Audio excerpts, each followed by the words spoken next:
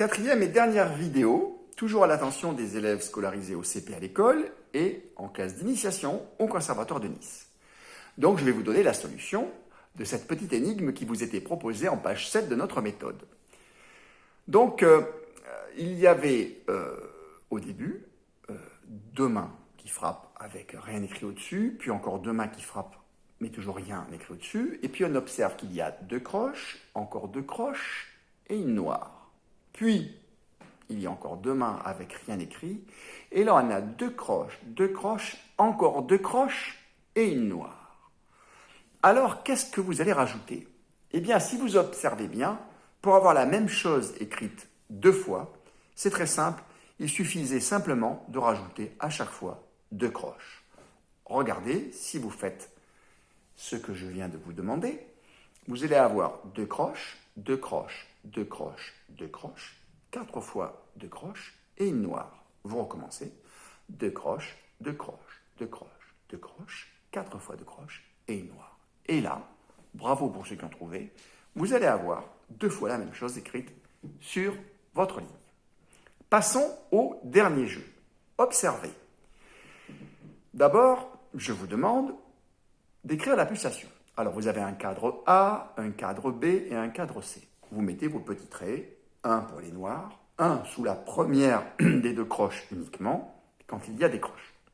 Une fois que cela est fait, il va falloir remettre dans l'ordre ces trois cadres proposés, le cadre A, le cadre B et le cadre C. En fait, il va falloir que vous deviniez lequel de ces trois cadres le violon va jouer en premier.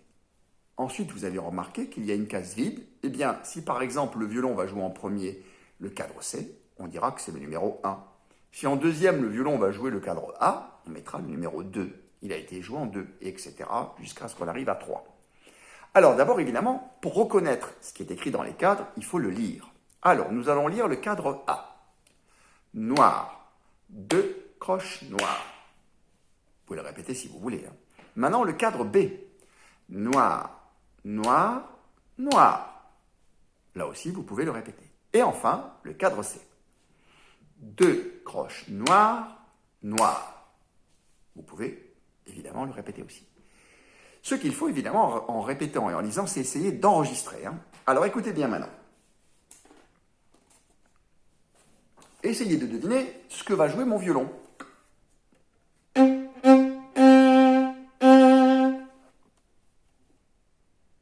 Et vous mettez, quand vous avez trouvé, le numéro 1 dans la case qui correspond à la formule.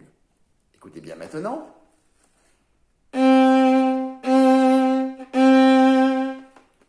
Là, c'est pour écrire le numéro 2 sous la formule que le violon vient de jouer.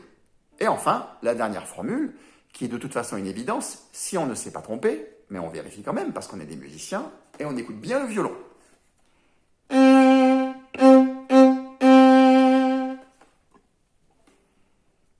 Je vous laisse un peu réfléchir, et je vous donne la solution. Eh bien, en premier, le violon a joué ça, on est d'accord? Si vous avez bien lu et bien enregistré, vous avez reconnu le cadre C. Donc là, dans la case qui est écrite sous le cadre C, vous mettez 1. Écoutez bien, pour la deuxième devinette, que joue le violon?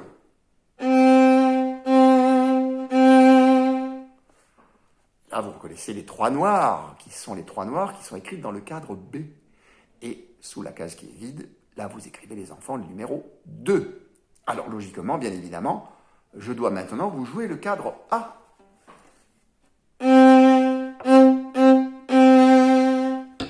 Effectivement, c'est bien le cadre A. On ne s'est pas trompé et on peut écrire, rassuré, le numéro 3 dans le cadre A. Voilà, j'espère que ces petits jeux vous ont plu. Je vous donne rendez-vous à la semaine prochaine. À très bientôt. Au revoir les enfants.